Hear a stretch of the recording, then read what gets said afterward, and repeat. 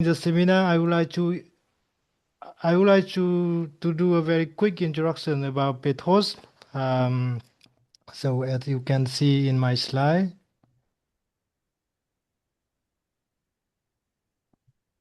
so Petros he is an associate professor of economics at the Toulouse Business School. He did his PhD in economics at the University of Namur in Belgium in 2009 and an accreditation to supervise research at the University of Montpellier in 2023. So he do research in several fields, including conflict theory, political economy, and game theory.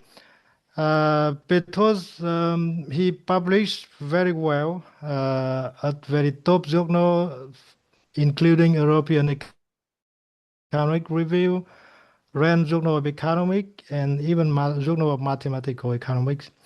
So now he's going to present a paper, not only a paper, but I mean a lecture on income and democratic transition beyond institutional determinism. Petros, I give you the right to share your screen. Okay, Okay. thanks. I stop my sharing. Seul l'hôte peut partager cette réunion, dans cette réunion. I need to have the rights. Ờ, Nhi Nhi Nhi Dạ, có thể cho Petros quyền à, bây giờ thầy là host rồi nên là bây giờ thầy nhấn vào cái ok phần participant giúp em được không ạ? participant Ở yes ngay dưới cuối cùng màn hình ạ. nome animator yes. Petros, can you do it now? Yes. Yes, perfect, thank you very much. Alors attends, lancer la diffusion. Partager l'écran.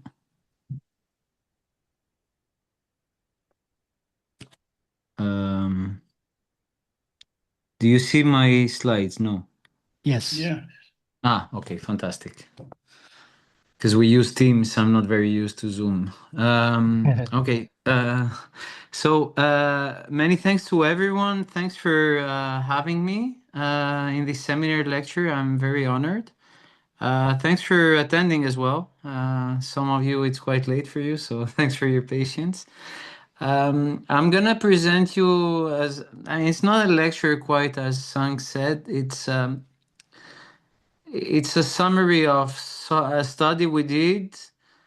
And you're gonna tell me, why do you summarize something you already published? No, I mean, you're here to get feedback. So this looks like a lecture, but not quite, because we're pushing forward the main idea we developed in the first paper. And it's part of a bigger project I really believe in. I think the core idea we identify is important and can help explain many things. And we would like to push it much further. So I'm going to start by presenting you what we did so far. And then I'm going to present you two follow-up projects. One is simply extending the empirical analysis to show that what we found so far is quite robust, I think, and there's a nice story. And second, a very first sketch of what a more general model, a bit richer, would be like. So, in other words, your feedback is more than welcome here, because we're really in the process of collecting ideas. So I'm going to talk here about the relationship between income and democracy, democratic transitions.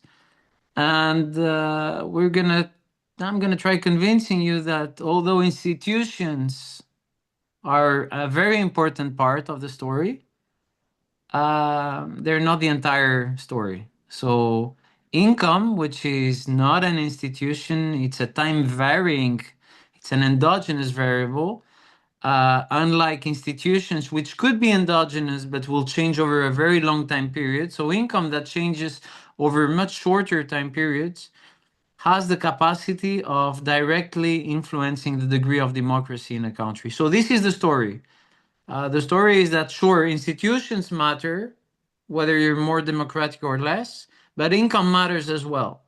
Okay, and so basically, this is quite novel compared to what people have been saying. We're talking to a literature that's well established, and basically, there's this idea.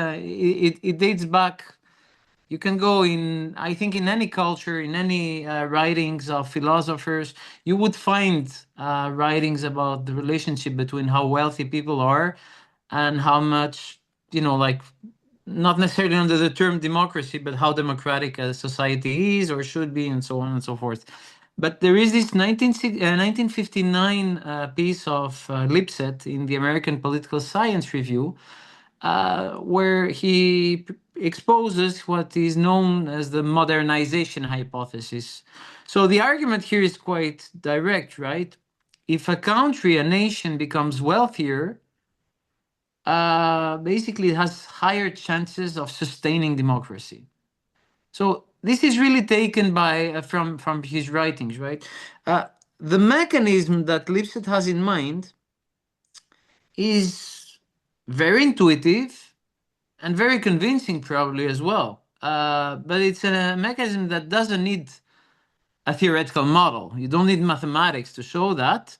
It's quite intuitive, is to say that socioeconomic development creates a combination of industrialization, urbanization, wealth, and education, and all these ingredients together give rise to an active middle class that is going to push for more democracy. So this is borrowed, this graph basically. Socioeconomic development comes along with all these ingredients, and many things can happen. You go to the factory because you left the countryside, you were a farmer, you go to the factory, you're closer to other people, ideas are being exchanged. You get education because education is better organized in cities. The country becomes wealthier, you have more education through that channel as well. Perhaps income directly also impacts how people see things. But now, people are exchanging ideas, they're reading newspapers, they're going to put more pressure on the ruling elites, and eventually this will help the country democratize. So basically, this is, I'm oversimplifying things, right? Because I'm not going to present everyone's work in detail, but in a nutshell, that captures what the modernization hypothesis is. Now, I don't want to seem provocative. I don't want to be provocative, but not everyone agrees. Daron Acemoglu got his Nobel Prize alongside Johnson and Robinson for their works on institutions, right?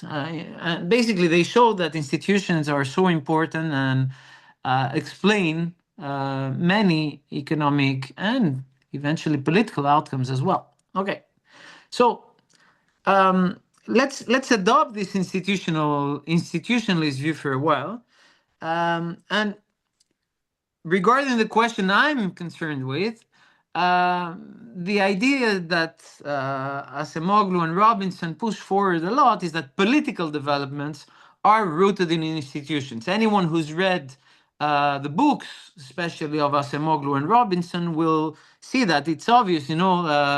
The colonial legacy of countries determines political outcomes today. I mean, they're very categorical on that. Okay.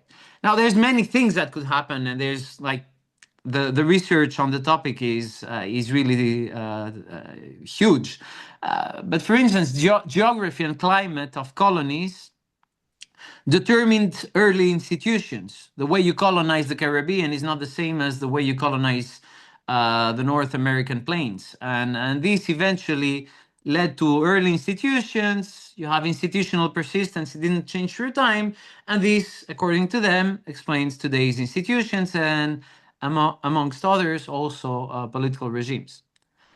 Type of crops. There's this paper of Ang et al. In the European Economic Review. Are you more a rice oriented country or a wheat oriented country. That's going to determine whether people are more individualistic or collectivist, and this eventually maps into political regime. Institutions, again, it's not a time varying thing. Colonial duration, how long did you have colonialism? Okay, so these are things that matter, has been shown, no doubt on that. And there's also research recently, this has become increasingly important, culture. But culture is another institution, right? Now we're putting a label, we're saying culture. Culture matters. And culture matters for several economic outcomes and including for explaining political outcomes. Okay, now the way that I'm being provocative in saying that if institutions then are accounted for, perhaps modernization hypotheses uh, could and will be disproved. So basically, the fact that income explains democracy will stop being true if you account for the role of institutions. Okay, and this is exactly what Acemoglu and co-authors do. So let me go quickly through the empirics on the topic. This whole project started as pure theory. We went to empirics, back and forth, but it started as a pure theoretical idea, a simple one. But let's see what the empirics say. The empirics on the impact of income on regime type basically goes in all directions, all possible directions. Somehow, I tend to argue that we haven't settled yet on a final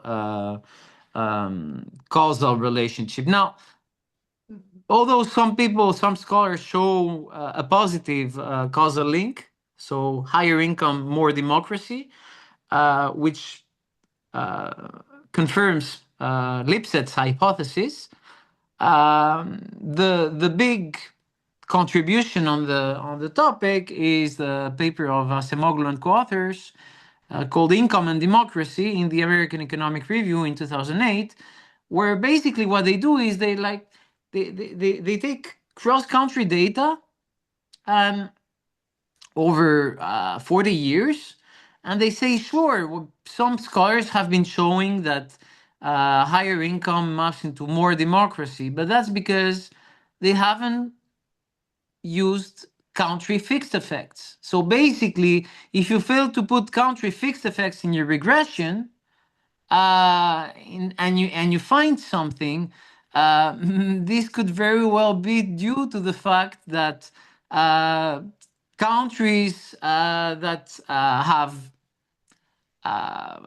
been having a higher income are more developed. It's the good colonies, and basically it's not income that explains democracy, it's institutions that explain that these countries are doing well economically, and it's institutions that explain the political regime, because if you account for country fixed effects and you look only at income variation while keeping the institutions fixed by having country fixed effects, there's no effect anymore of income on democracy. So that's their argument. Take the standard regression, throw in country fixed effects, and country fixed effects, what is not changing through across time at the country level, this is going to be institutions, culture, those things don't change. They don't change over 5, 10, 20 years. Okay, so income changes, but income stops being significant. So basically, institutions are the explaining a bit. Okay. Now, there's some issues. And these are not the issues we're necessarily going to tackle, but it's good to think about these. First, data is not very rich. Data goes back to 1960. Before that, data is quite erratic. And I mean, if you think about prior to 1960, how are you going to really measure former colonies? How are you going to, what income are you going to assign them? There were still colonies back then, right? So basically, if you go back in time, you're going to have data on a handful of OECD countries and some other countries, but not many. And plus, the data is really erratic. So data goes back not that far back in time. Second, there's big endogeneity concerns, which you can partly tackle. Third, there's other identification issues. First, democracy is capped. Look at that. I mean, imagine you take all these. Imagine this is the real data, right?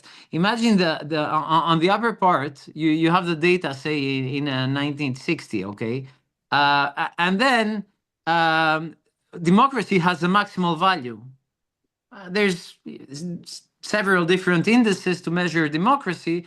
We need a metric, and assume we take as a metric polity 4. So this is capped. And if you look at OECD countries, they were at the top of democracy very early on. Now the country keeps on economically developing. So you're going to keep on adding points on the cap of democracy, and basically this is going to exert a very strong leverage point, which is each point is going to exert a very strong leverage effect, and this is going to reduce significance of the coefficient. Okay, so basically there's some co-authors that observe that and say, okay, so you need to account for this kink. Okay, and basically if you do, you find an effect, you find modernization being true. Others will say, let's look back in time with the poor data we have. Well, if you take a long run analysis, they find that, again, they validate the modernization hypothesis. Okay. Now, this is empirics. I'm telling you like the big story. What about theory? Of course, there's the theory of Lipset. And again, I'm a microeconomist, and I mean, I won't waste time writing a model to say the obvious, right? So you don't need a model to explain what Lipset was saying, a priori. But if you look at formal models, what is interesting is that most of the formal models, and up to 2020, around 2020, all of the formal models saw politics as doing only one thing: a tool for redistributing money or for defining economic outcomes. Basically, politics was simply a way of molding the economy. I'm not saying it is not. Taxation, redistribution, migration policies, subsidies, whatever you do, it affects economic outcomes and it affects how democratic a country will be. Fine. But this is not the only way through which income affects democracy. And basically, this is something that political scientists recognized. And they're like, citizens, they don't only express their political views, or they don't take the streets in a more authoritarian regime or in a less authoritarian regime. They're not going to protest or ask for more political rights or whatever, only for economic reasons. Although you may oppose, you're a farmer in France, you may oppose some trade deal with South America, okay, and you're going to take the streets. This is not the only reason. And why? Because you value democracy per se. You value the right to express yourself. You value the political freedom altogether. Okay, so this is not us. This is taken from political scientists, but we take this idea and we put it in a model.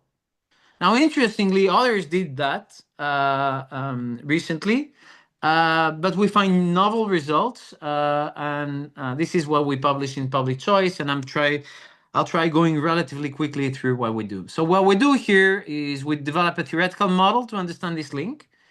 Then we test the theory we have with data, and the theory uncovers the non-monotonic effect of income on democracy. And I can tell you the core idea is very simple, very intuitive. And then this is proven with data. And the core idea is the following: if you're very poor and the country modernizes in the sense that productivity goes up, wages go up.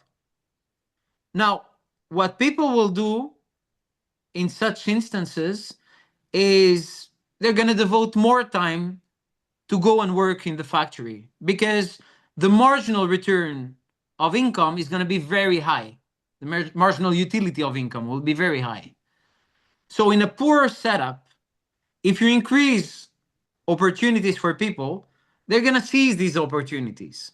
But if you devote more time to do that, and assuming that, time is scarce and the alternative use of time, we're not going to have leisure here.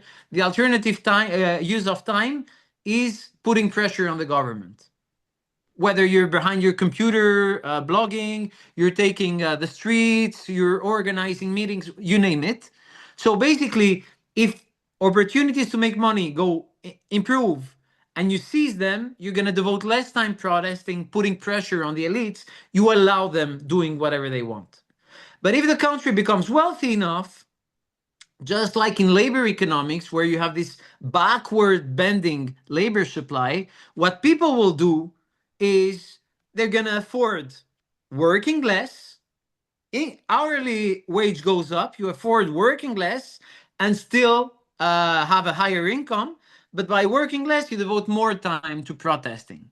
So basically, I think it's fair to say that what we uncover here is that putting pressure for political rights, or your basically political freedom, is a superior good. This is what we're saying. And so when you're poor, you're going to substitute away that for more income. But when you're wealthy, you're going to try getting more of it. Okay. So this is very quickly what we're doing as a model. It's very simple. And this is one of the dimensions we're trying to generalize and improve in the follow-up. So you have a representative citizen. There's only two players here. You have the citizen, the representative citizen, and the elites. Again, the elites are seen as a single block. And the citizen has a utility over M, the material goods, and over P, democratic rights, political freedom. You can put the label you wish, and we could debate forever as to what this label should be. But take the label you like. I think we can agree on the wider concept. And what we're going to say is we're going to try being as general as possible, and we're going to make here assumptions that seem to us reasonable, which is to say, material goods, they make you happier, but you have decreasing marginal utility of material goods, as is typical in micro. And we're going to see political rights as the same. The more political rights you have as a citizen, the better you are. But the initial political rights, for instance, your right to vote, for instance, women's right to vote, or Mujik's right to vote at some point in Russia. Okay, so this is more important than at the margin deciding whether, the sidewalk should be painted blue or green because I'm offended if it's blue. Okay, so this is just to say that there's stuff that are more important than others, and you have decreasing marginal utility over political rights. And last, we impose that the cross-partial derivative is not negative. Right? Again, we could debate about it, and I mean, this plays no huge role. This is more for having a unique equilibrium. But basically, the existence depends on some assumptions. But okay. Right. So with these assumptions, now next thing, and I don't want to bother you with this model, which is a bit mechanic, and yeah, I mean some parts may be not that obvious. So imagine political rights go from 0 to 1. And you start in P0. These are your initial political rights. Now, there's going to be a chunk of political a chunk.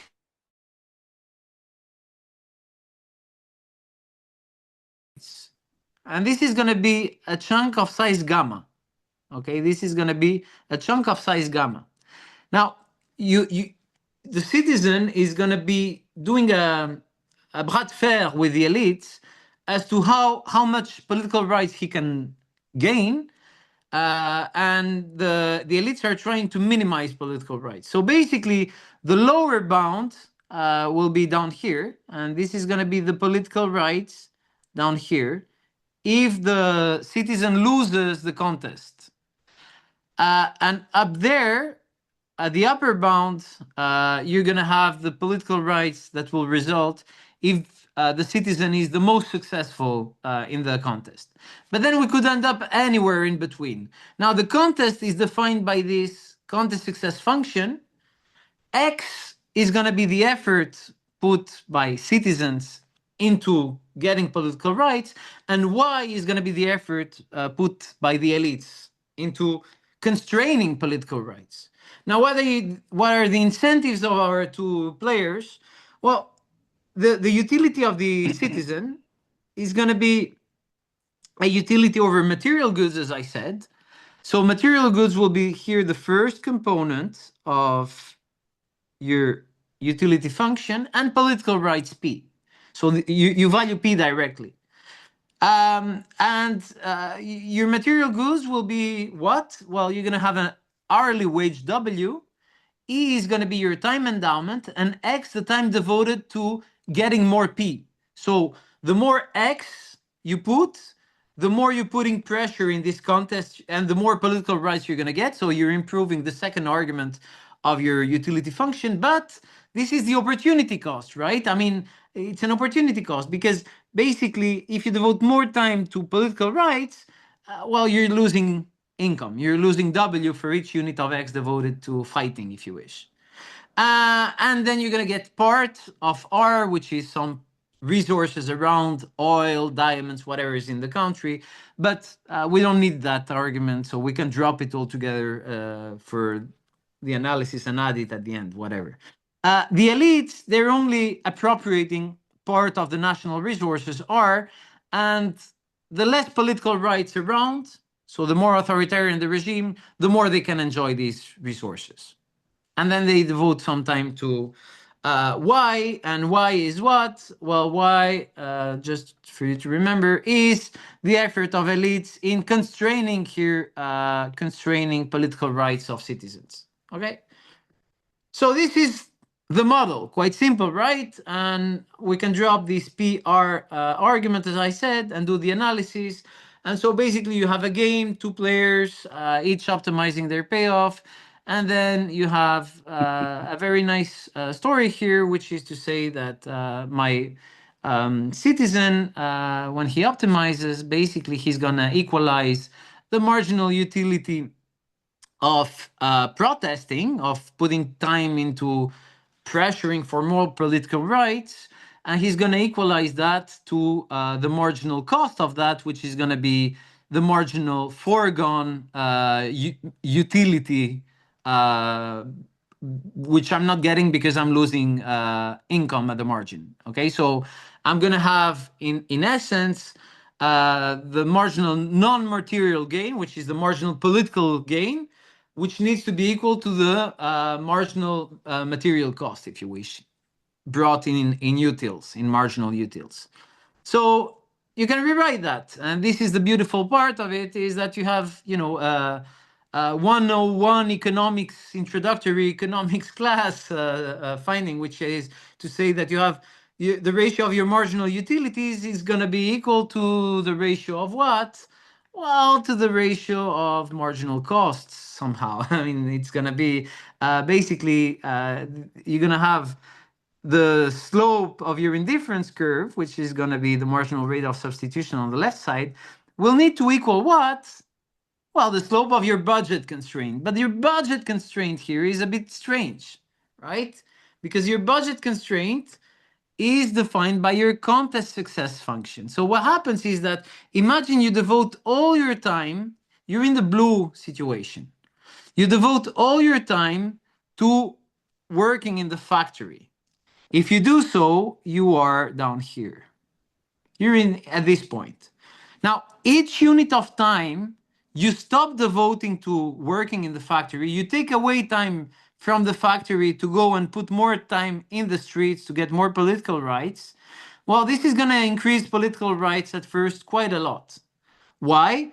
This is due to the nature of the technology. The technology, remember, the technology, this is your, it's a contest success function.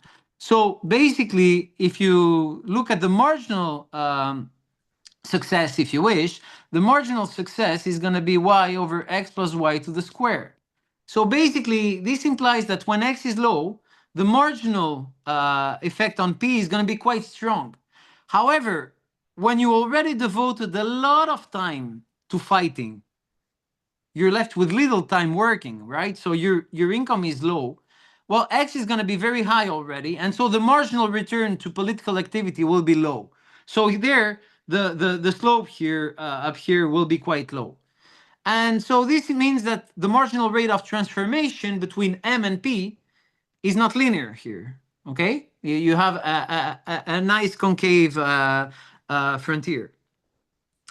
Increase increase the wage, so make the society, like have higher wages.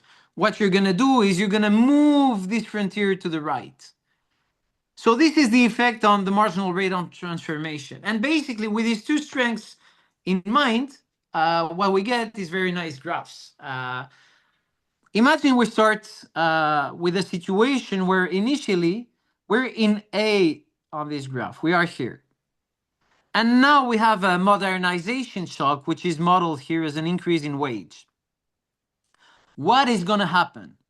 Well, the frontier, the production possibility frontier, if you wish, goes to the red one. It expands. So this means that your marginal rate of transformation now is lower. What about your marginal rate of substitution? Well, it also changes. And whether now you're going to devote more or less time to working, to political activism, well, it's going to depend on how your marginal rate of substitution changed.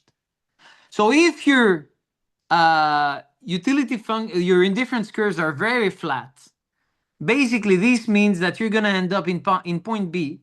And in point B now you're putting more time to political activism, right? All else equal, you're putting more time in political activism.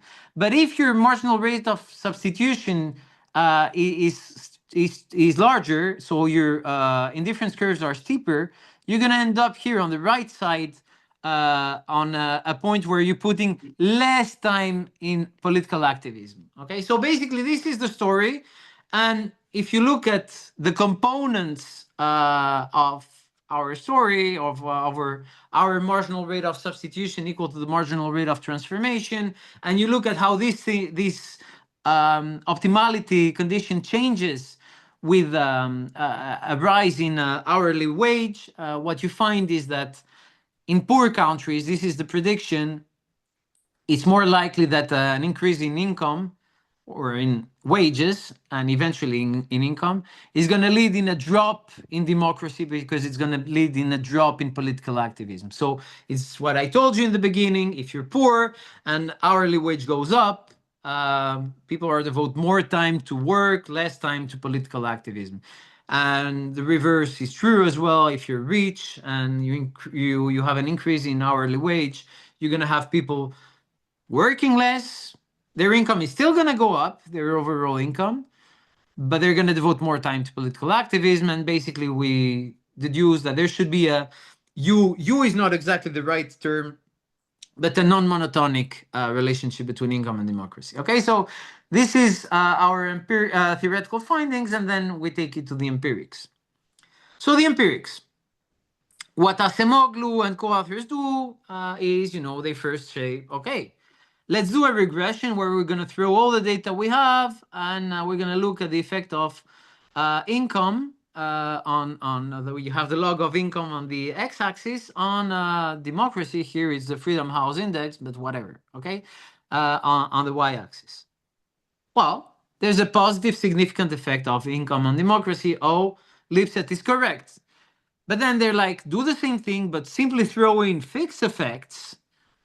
There's nothing. Okay, so this is their story, and our story is to say, okay, so Acemoglu and co-authors find a non-effect, but if the data is structured this way, well, perhaps the relationship is not monotonic, and perhaps a U is better able to describe what's going on.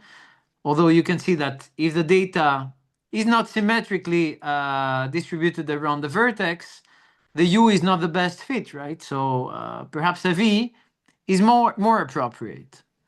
And what we're going to do is we're going to do both. We're going to show you that it's true with a quadratic, it's true with a spline, which is going to be a piecewise linear OLS, and basically this is going to be our preferred specification because it allows you to capture much better the turning point in the data. Okay, so what we do in the data, first we're going to extend a bit the data of Acemoglu and co-authors. Why? Well, truth is, to be totally transparent, if we take the data they have, 1960 to 2000, and if we apply exactly the same procedure as they do, you observe data every 5 years. Why? Because you'll be, to overcome endogeneity issues, because there's contemporaneous endogeneity between income and democracy, they're going to lag the right-hand side variable by one time period, and 1 year is not enough. So basically, it's quite standard to do that as a 5-year lag. Okay, so data is going to be observed every 5 years. So if you do that every 5 years, this means that here you have what? 60, 70, 80, 90, you're going to have 9 observations here. Okay, so 9 observations per country. So what we do, 9 observation is not much. And we have data, when we did the study, we had data up to 2010. That means that by extending to 2010, we have 11 observations per country. Okay, a bit better. Okay, and so we're going to do the study. We're going to use Polity 4, but also Freedom House, not Freedom House, VDEM, which is an alternative. Freedom House is problematic because it stops in 68, it goes back to 68, so you lose a lot of data. And we're going to use the same control. So what do we do? Okay, so this is the estimation. The first estimation is the estimation of Acemoglu and co-authors. You look at democracy at time t, regressed on democracy lagged, so 5 years back. The lag of income lagged, and time fixed effects and country fixed effects. Okay, and basically it's really the country fixed effects that kill this coefficient. Okay, fine. So coefficient institutions explain everything, right? So now we want to take a quadratic estimation to start with. Now, you cannot take the quadratic income and then log it. It's totally nonsense because you will have 2 logs of income. Then taking the square of the log of income is totally different than squaring the income. So basically, we thought, okay, let's keep income. Let's not do a log transformation of income. So we regress democracy on lagged income, and on lagged square of income. Okay, and then we also want to do the V estimation, right? Remember, the V is really, you want a piecewise, so this is going to be y bar here, and you want to see whether there's a negative coefficient for y below y bar, and this is going to be our threshold y bar. So we expect a negative coefficient on B1 and a positive coefficient on B2. Okay, this is the expectation. Right. So these are our results. First column, you just take OLS with the the lagged log of income. Okay, so basically, it's the first regression I showed you where modernization seems to be verified. The lagged effect of income, of log of income, but okay, of income, seems to matter for current democracy. Okay, higher income, more democracy. However, throw in fixed effects and nothing's going on, right? This is Acemoglu's story. Throw in fixed effects, there's no effect of income on democracy. Fine. Let's do the same thing without taking the log. We don't want the log, right? We want just the income, but without using the square of income. Okay, so if you only take lagged income, no effect. And if you look at the same estimation with fixed effects, no effect either. Fine. Now take the same estimation without fixed effects, column 3. lag income and lagged income square. So here, without fixed effects, what do we have? We have an inverted U. Remember, we're predicting exactly the opposite. But the interesting thing is that as soon as we throw in fixed effects in column 6, we get exactly what we expect. So basically, if you do not account for institutions in column 3, you seem to have a result that's not our prediction. But as soon as you account for country fixed effects, and therefore for the effect of institutions, there is a non-monotonic effect of income on democracy, going exactly in the direction we predicted.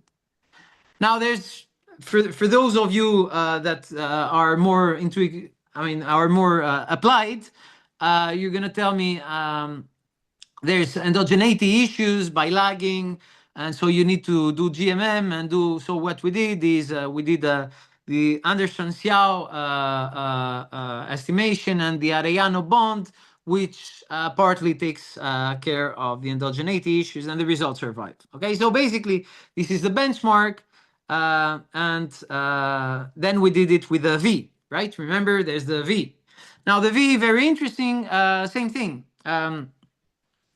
If you take in column 3 the V without fixed effects, you get coefficients that are exactly the opposite to the ones we want or expect, at least theoretically.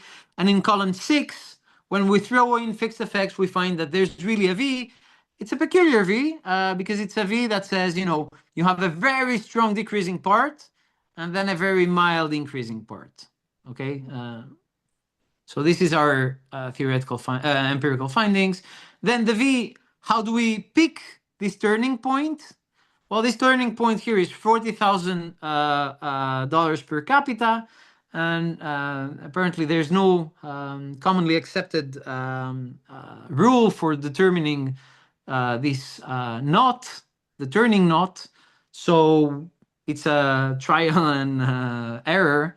And so we tried several knots, and it seems that the turning point seems to be around 40 and 70. Okay, so for $40,000 per capita, you have the turning point up to 70,000, and then for very low and very high knots, the story is not there anymore.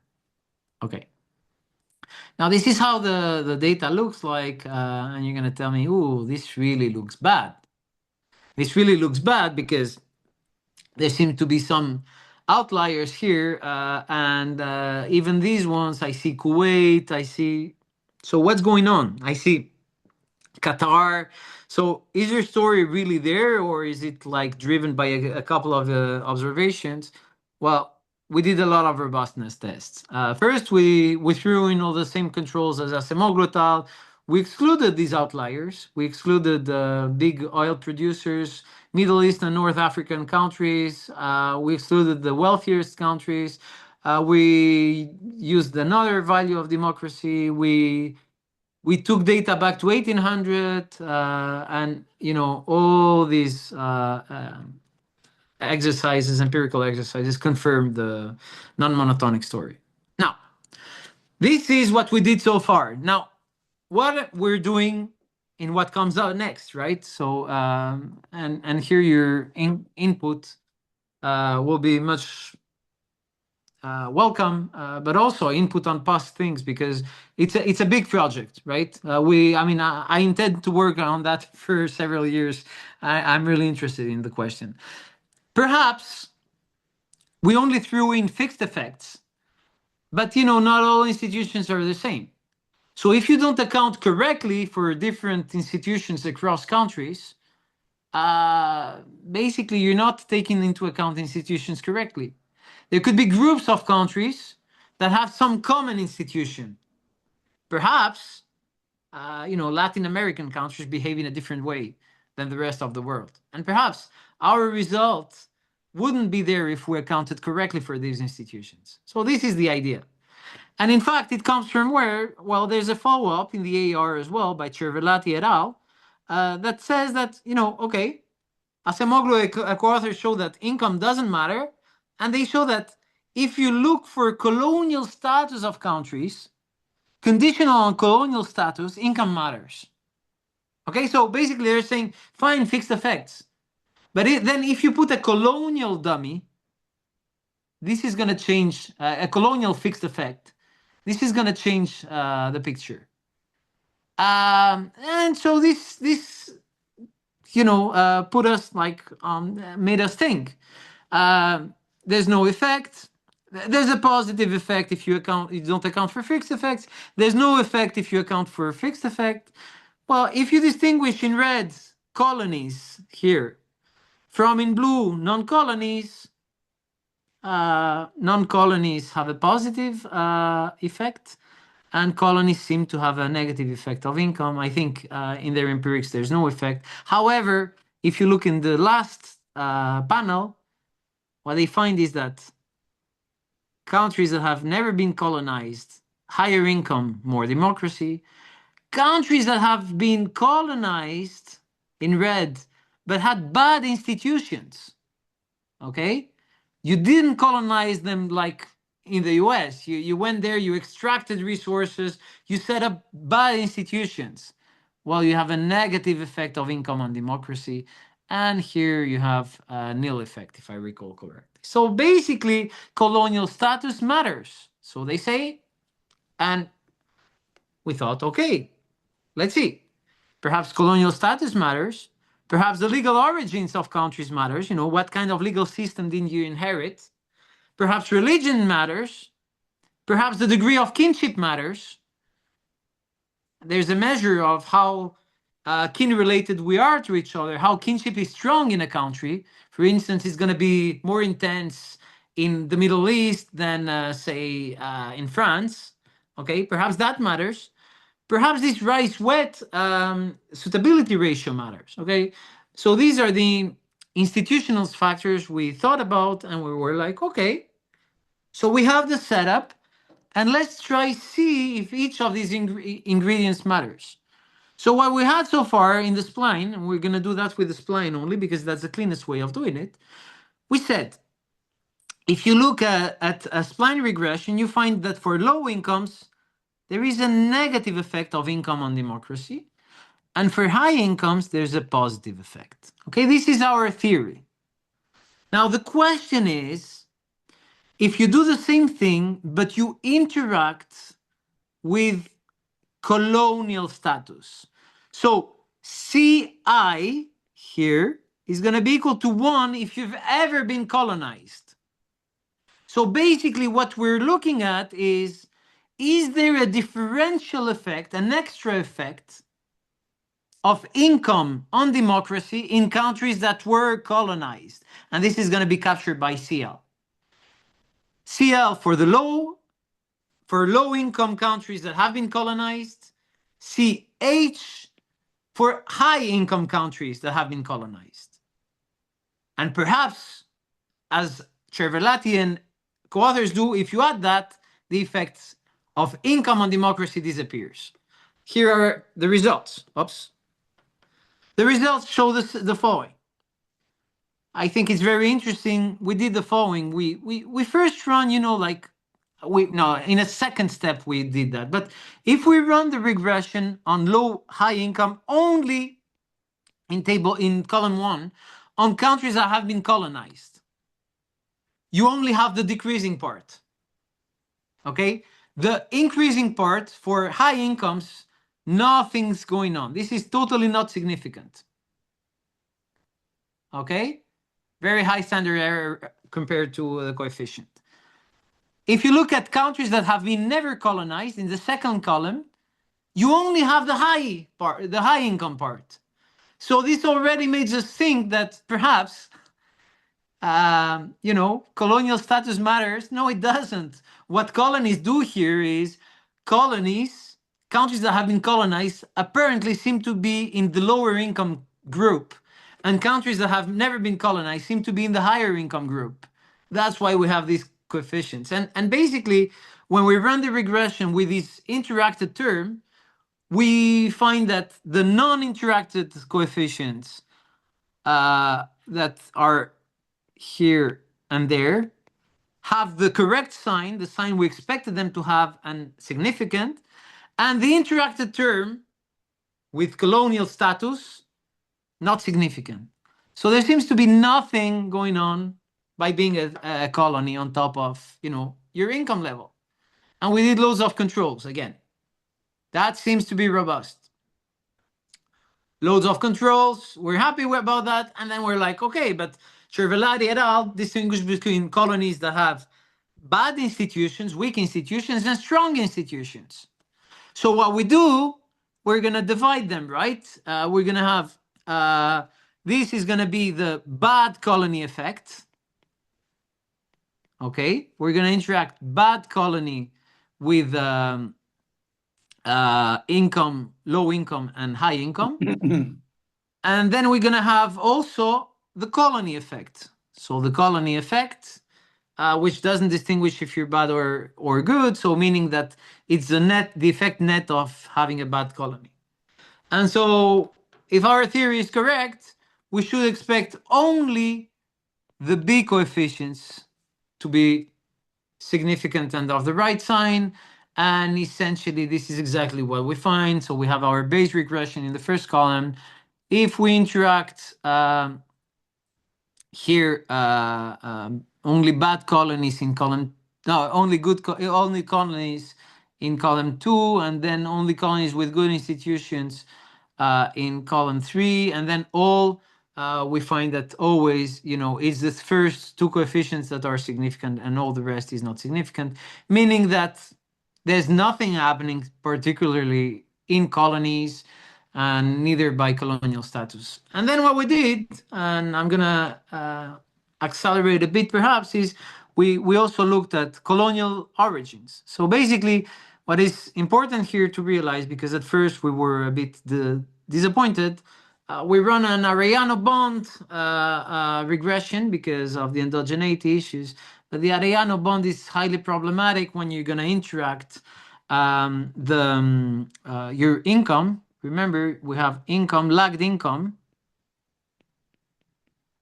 Now, and then we're going to have lagged income that's going to be interacted with, some dummy.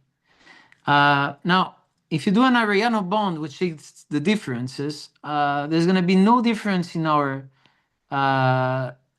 D, because D is an institution that doesn't change through time. And so basically, when you do that, you're gonna find now estimators. Let's call them Z, which is gonna be deduced by the difference in YTs, and here you're gonna have DZ. So Z and DZ here will be totally collinear, and this is gonna totally mess up our standard errors and estimations. So what we do, we do the regression with fixed effects. Okay, and with fixed effects, here are the results. First column, just income low, income high. Okay, so this is the benchmark, negative for low incomes, positive for high incomes. And then we have UK legal origins. We lose the positive coefficient, and we find that countries with that have inherited the UK legal system tend to have a more declining negative part. All the rest, whether French legal system, Soviet legal system, socialist legal system, German legal system, Scandinavian legal system, basically the coefficients remain the sign and the significance we hoped we would get, and we do get. And we get some extra results we'll need to dig. These are pretty recent results. For instance, the Scandinavian have a deeper, if this is the V for all countries, Scandinavian legal origins tend to have a deeper V, if you wish. So these are results we'll need to dig to get a better sense of what's going on. Religion, we do the same thing with religion. So again, the two first rows are the ones that we hope will remain significant, and they remain significant when we interact with religions throughout, except for the Muslim. So in column 4, we lose the upward sloping part. We'll need to understand what's going on there. And likewise, what's interesting perhaps is to say that the Catholic countries may have a always downward sloping coefficient, because you're going to have which is 0.10. But then if you're Catholic, this is you have the percentage of Catholics times minus 0.27. This is very likely to imply that a country that's highly Catholic will have a negative effect of income throughout. Um, um, so there's some Protestants, you have a deeper declining part than the other countries, and we need to figure out those things as well.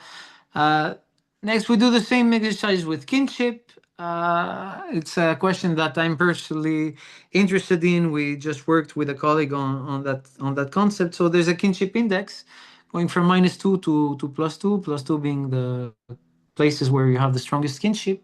So we're simply going to interact the kinship index, which is a continuous variable now. It's not a dummy, right? Going from -2 to +2. So what we find is that you still have the negative part. And basically, for the increasing part, you need to do it on right? Because what's wrong? Oh, no, sorry. For this part, for this,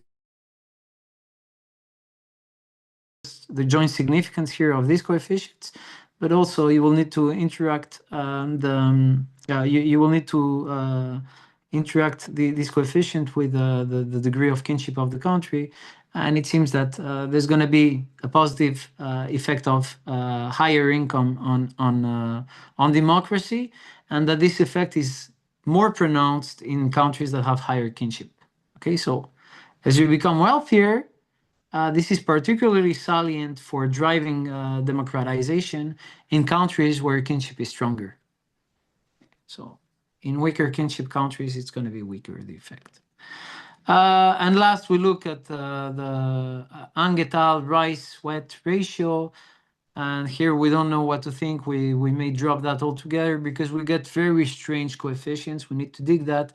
We get coefficients that are really huge. Okay, so even though the coefficients, they go in the direction we would like here, these 13 and 58, they're really huge. So we'll need to figure out exactly what's going on there.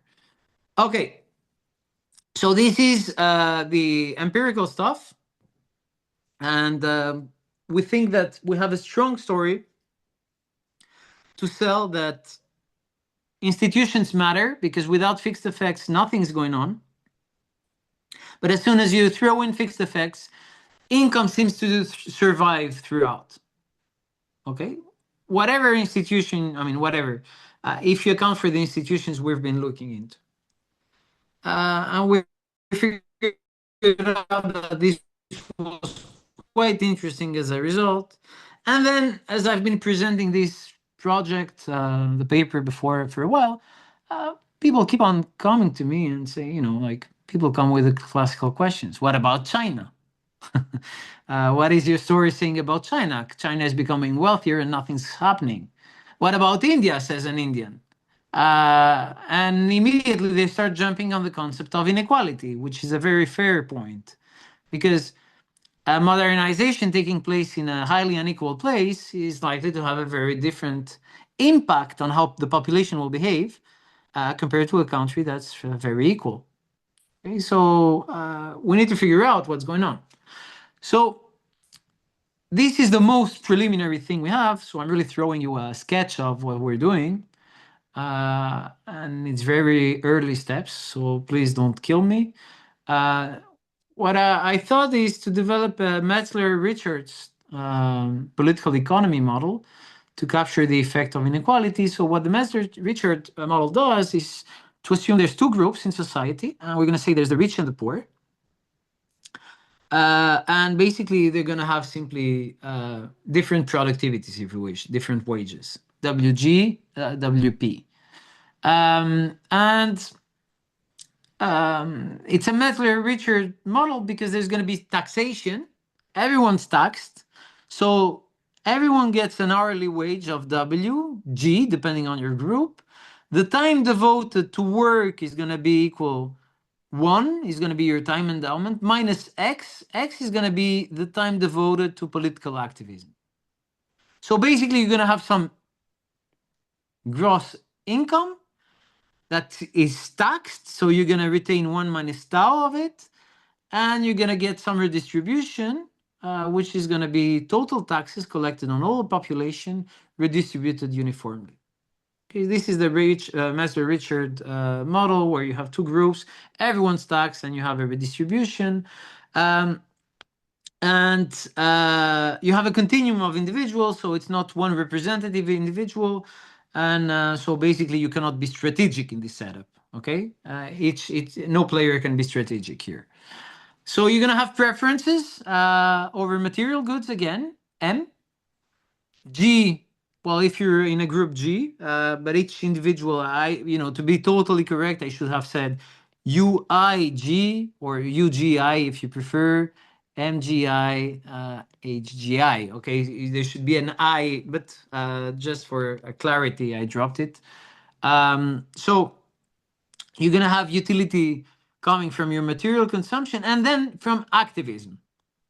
Okay, you get directly utility from activism. The more you participate to activism, the happier you are at a decreasing rate, and the more democratic the country is, the less it makes sense for you to participate in whatever political activism.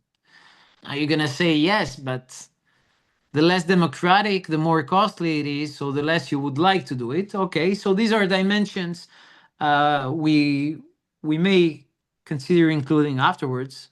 This is the simplest setup to start with. Okay, so you directly get utility from activism, A, which is a function of X. Okay, and political rights, ongoing political rights will be fixed, exogenous. Now, yes, and the transfer, this is an important bit. What's going to be transferred is tau times average income y bar, right? So there's a total population normalized to 1. So you're going to take y bar, which is going to be the average income, which is taxed at a rate tau. Everyone gets the same tax rate. It's redistributed in transfers, but the elites are going to keep for themselves 1 minus rho. Okay, rho is going to be the political rights. Again, our rho higher means more political rights. So if rho is equal to 1, the elites cannot steal anything. If rho is equal to 0, they do whatever they want, they tax the population, and they pocket everything. Now with this model, which is very basic and loads of simplifications, obviously, well, you find that the elites are going to pick some intermediate tax because you have a Laffer curve result, if you want. Then you're going to get that your citizen, basically by picking his activism effort, is doing a bit the same exercise as in the benchmark model I had before, which is to say, the more time I devote to activism, the more income I lose. It's again the same trade-off. Okay? So basically, from an individual perspective, I lose income and I gain political rights, and I'm putting on the balance the marginal gain in political right against the marginal loss in utils of material consumption. And then you find, that there is an equilibrium there, and that's all good. And then you try understanding how things move, right? How individual activism of an individual in group G moves with transfers, moves with initial political rights, and moves with productivities, with wages. So what we find is, keep everything fixed, right? Increase transfers while people protest more. Okay, I know this sounds weird, but there's no social contract here. Here, transfers are simply you get money so you can afford working less and you can go protest to get more political rights. This is the mechanism. More political rights, this raw zero, initial political rights. Well, if you're in a freer society, you're going to spend less time in the streets. And then if you increase your productivity, what happens? Well, it all depends. If the productivity of the other group increases, you don't care. You're only going to care through the transfer channel, but not directly. And if you increase your own productivity, it all depends because you're going to have an income and a substitution effect. And so your protests, your activism could go up or down. So, in essence, and these are very recent results, so I'm just going to tell you where they seem to be pushing. We may consider with this setup a pro-poor or a pro-rich modernization shock. Imagine a technology that gets into a country that is favoring the poor. So if you introduce a pro-poor modernization shock in a country, it's more likely that the poor will reduce activism. And it's certain, theoretically always, that this will lead to more activism from the rich. The reason is not that they feel that it's unfair or anything because the poor are getting wealthier. No, it's that through the poor's increasing productivity, there's going to be less, there's going to be more redistribution towards the rich, all else equal. Or if you wish, the rich will have to transfer through their taxation less to the poor. No, that reduces the pressure on the rich. And as they become wealthier, they can devote more time to protest because at the margin it becomes more interesting. So this is the effect. So a pro-poor modernization shock in a poor-dominated society will likely reduce pressure on elites, but a pro-poor modernization shock in a country where you have mostly wealthy people will increase the pressure on the elites. On the other hand, if you have a pro-rich modernization, one could think of an AI shock as a shock that is favoring the middle class or more educated people and wealthier people. Well, this is likely to increase activism of the rich. I'm not saying they're going to take the streets, right? But they're going to put more pressure. And it's certainly going to increase activism of the poor. And in aggregate, this is going to lead to more pressure to democratize. But again, I want to emphasize here once more that this is a very simplified model for the time being. There's many channels missing. It's a model with a couple of channels going on. There's already interesting things coming out. We want to obviously make it richer and get other dimensions, but we're not intending for the time being of making it dynamic, okay? In a static setup, adding dimensions, adding building blocks. So we started with an observation from reality that we value political freedom per se. This led us, 3 out of the 4 co-authors of the original project, to develop a theory. We took it to the data with the 4th co-author, and boom, it seemed that it was verified. And now we are interested in pushing that further. I showed you some stuff we're doing.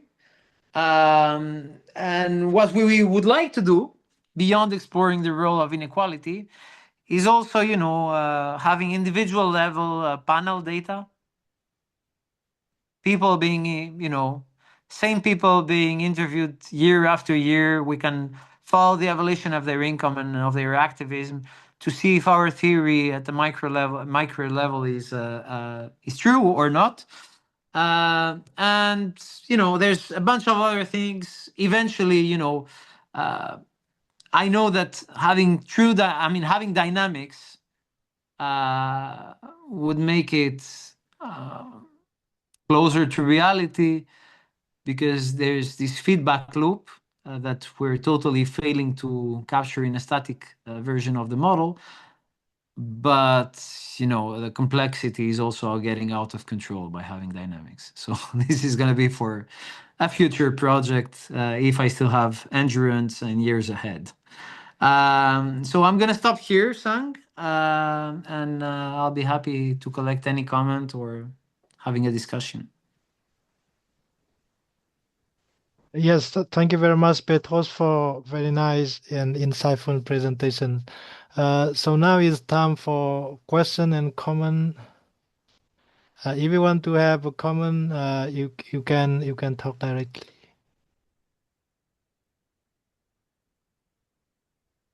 Okay, may I have the question? Yeah. Can you hear me? Yes, we can hear you. Yes. Yeah. Thank you, Petros, for very nice presentation. I'm really happy to. I'm really enjoy your lecture.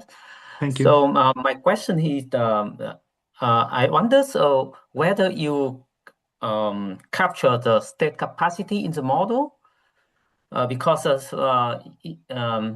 from my view, I think that in one hand, I agree with you, the increased income, the less the people have more demand for the democratic drives. Yet I totally agree. But on the other hand, the increased income, the government can collect more tax and improve the government capacity. I mean the state capacity, which may have some feedback for society in the sense that the government have more resources to monitor and suppress the society. So yeah, that is my question. Well, thanks a lot. It's the type of comments we're looking forward to getting. So thanks a lot. Yeah, you're totally right. So we don't have that. We don't have that either in the earlier project nor in the current ongoing model. But I think you're totally right. We will need to introduce something. I'm always struggling with this concept because I tend to see state capacity the way you see it, as a wealthier elites having a stronger capacity to repress somehow. But then if you have Besleyan persons' approach to state capacity, they also tend to see state capacity as a better bureaucracy, for instance, and so eventually better economic outcomes could also be assimilated to a stronger state capacity. I'm very much in line with you, and I think we're gonna try introducing state capacity the way you talk about it. But then like the alternative, which is to say, if I collect more taxes, perhaps I make the bureaucracy work better and productivity goes up. I'm not saying it's not relevant, but in a static version, perhaps it's less relevant, and that would be more relevant in a dynamic setup. But yes, totally, we're not doing it, and we should. I mean, I agree. Thanks. Yeah, thank you.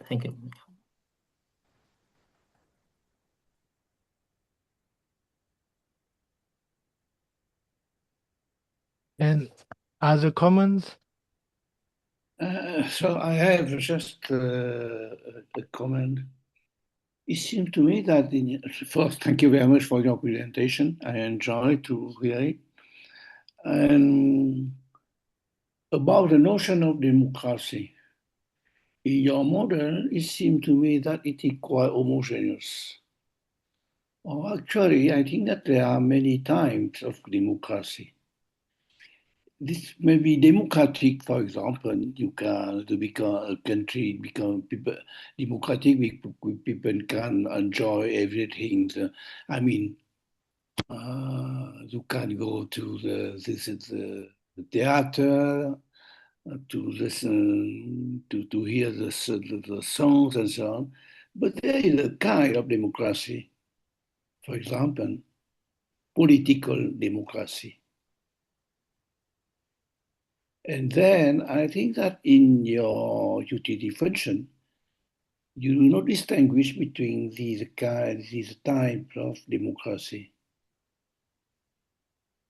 You are correct. And then in this case, income and democracy, as finally people say that, okay, we don't care about the political democracy, and we may be very happy. Is it really the truth? That's my question. I mean, the problem here is that, as you say, there's many definitions, many concepts. It's not only a definition of the same concept. There's many concepts. There's many ingredients. It's not as simple as a euro being able to buy you different items, and there's a single currency making everything comparable. We're talking about different ingredients in this P, which is one ingredient in our model, P. And we don't even know what it is. It's true. It's a basket for everything. But we thought it's a good first approach to the problem of people are happier if they live in a society that allows them to express themselves more, for instance. I'm not talking necessarily about political regime. Now, I talk about political regime when I go to the data. And the reason we're doing that is because this is what everyone does, and we want to talk to a literature that is established, and they take this polity for measure, they take existing measures of democracy, which, again, what are they capturing? I don't even know. If you take VDEM, it's composed out of 400 ingredients. It's a very complex measure. And what it is capturing exactly, well, at the end, it's a mapping of so many things that it's capturing very different stuff. So although I'm conscious of what you're saying, and it's kind of comments, not exactly this comment, but along the same spirit. I've had it many times. There's no good answer to that, in the sense that we have a very simplified model. We're conscious of it. We think that we bring a bit knowledge to the topic, and we would, like in the future, there's more to dig.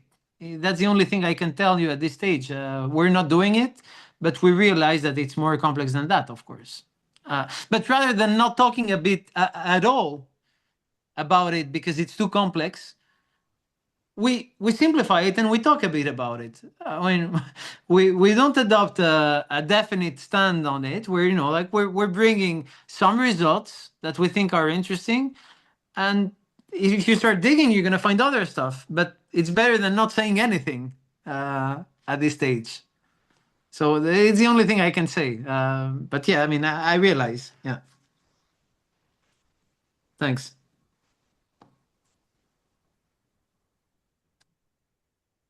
Yes, I have one small questions regarding your. Thank you so much, Petros, Thanks. for your very interesting presentation. My questions regards the variable y minus 1. I mean the income, the low and high income. You chose to show the yield relationship between democracy and income. I'm wondering why not use income by groups. For example, we have 4 groups: low income country and middle income country, lower and higher middle income countries, and lower and higher income countries, to capture the specificities of these 4 groups of income. And also I don't know if it's also interesting to consider group countries by region. For example, several countries in Africa with very complex ethnic composition, with a lot of civil war. So maybe there are a heterogeneity related to specificities by income group or by region group, like a habit or ethnic composition or culture, something like this? That's very, and that's an excellent comment. I mean, we're gonna look into that. I don't know why we didn't think about it. Thanks a lot. And We what need to about do. the threshold you propose to separate two group of income? The threshold. So how we pick the threshold? Yeah, because you have a low income and high income. So how So do you choose this threshold? it's really a trial and error. So we found the turning point by testing several such thresholds, knots, and anywhere between 40,000 and 50,000 seem to really behave well. And you're gonna say, so this is data mining? No. I mean, we know something's going on, and we're simply trying to see where it's really happening. Because at the end of the day, once you've picked that, you don't move. We don't move the threshold, and we take it throughout all the regressions. So we thought 40 seems to work well. We did all the regressions with 40, and everything goes well. 50, same story. So it's not that, like, we changed some dimension, let's take another threshold. No, we didn't do that. Now, like, apparently one way of doing it is I mean, I'm not an empirician. I'm trying my best to understand what's going on. So one way is to say, try to find the best fit. Okay, so the one that maximizes the R square, the adjusted R square. So it seemed to be the 40,000, I think, the one that was the best fit. If we looked at intervals by 5,000 difference, so 35, 40, 45. Now someone else told me, why don't you do a non-parametric estimation? I don't know. I don't know how to do it, and I mean, perhaps we should do a non-parametric estimation. But yeah, it's arbitrary how you pick that. I don't know if that answers your question. Thank you. Thank you.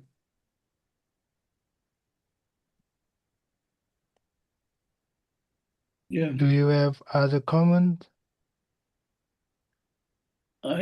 So may I ask just some thought? I Yeah. think that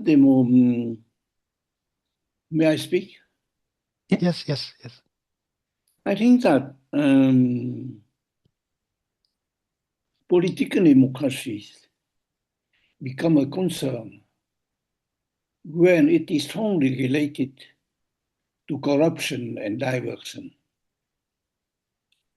And if the population cannot participate in the democracy to ask questions, for example, why there are so much, corruption. And if we have no liberty to know why, I think in this case, political democracy becomes a concern.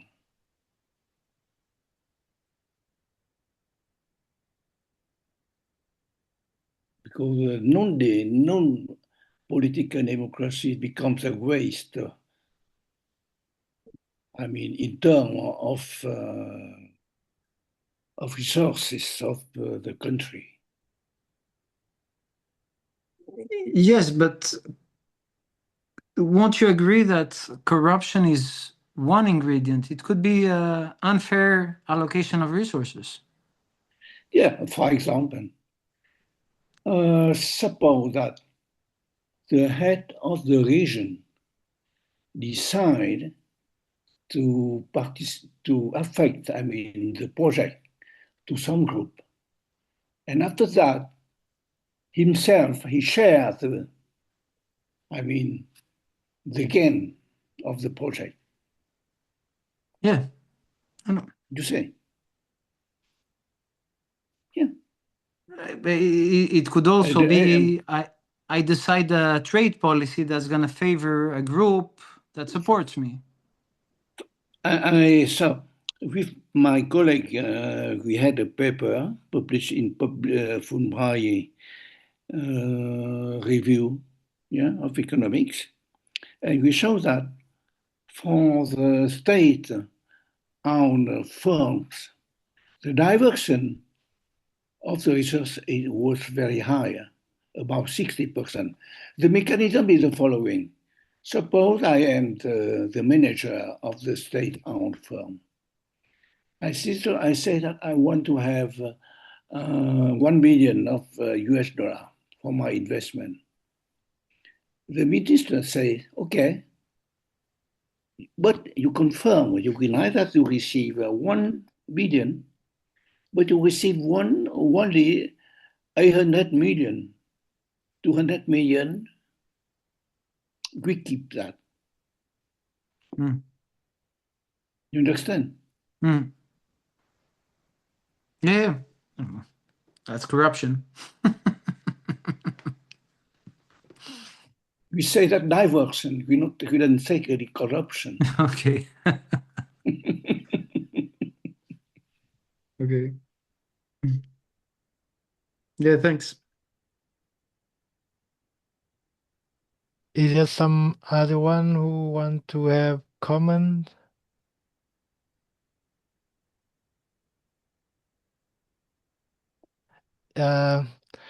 If not, I have just one quick question, and then after that I can discuss with you later because we now it is already 3.5. I have just one question. In this literature, do we make difference between efficient democracy and inefficient democracy? Good question. Efficient democracy. We cannot rank because we have the international ranking of democracy from 1 to 5. So I suppose not.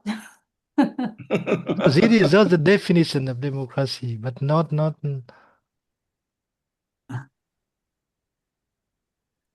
There is I don't remember what they show. There's a paper on the political cause theorem.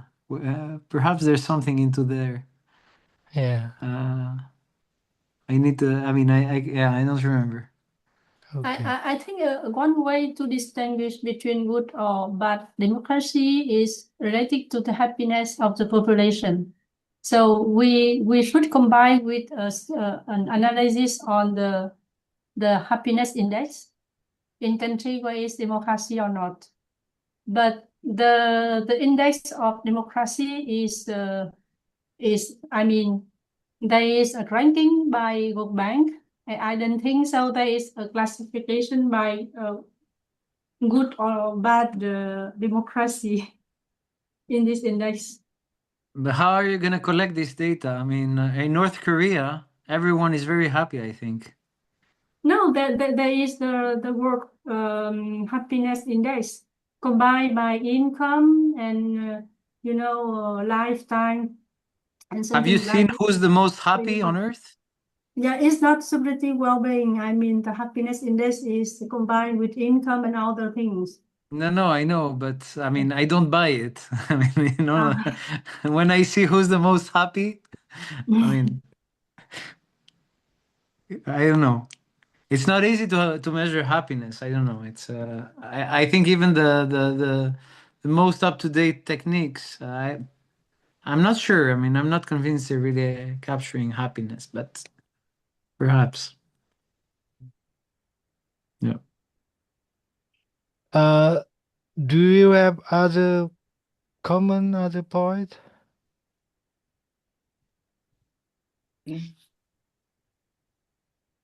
So Thanks, everyone. Thanks. if not, yes, thanks. I would like to thank Petros first of all for very insightful presentation and thank for the participation for the comment. Of course, I have many other questions, but I will discuss with Petros later because it's time now to close our webinar. Yeah, thank you so much to all of you. Thanks, everyone. So Bye. much. Thank, Bye. thank you very much. Bye bye. Bye bye. Bye. See you. Yeah, goodbye. Merci beaucoup, Sang. Oui, merci Okay. Petros. Je Merci. vais t'appeler plus tard. D'accord, ça marche. Allez, salut. Merci. Hein. Ouais. Salut, salut. Merci Petros, c'est très intéressant. Merci, c'est très Ouais. gentil. Merci. Ravi de la connaissance. Ouais. Au revoir. Merci. Au revoir. So, Petros, are you Greek? Oh, he had disappeared. Yes, thôi em đóng nha. Vâng. Ờ.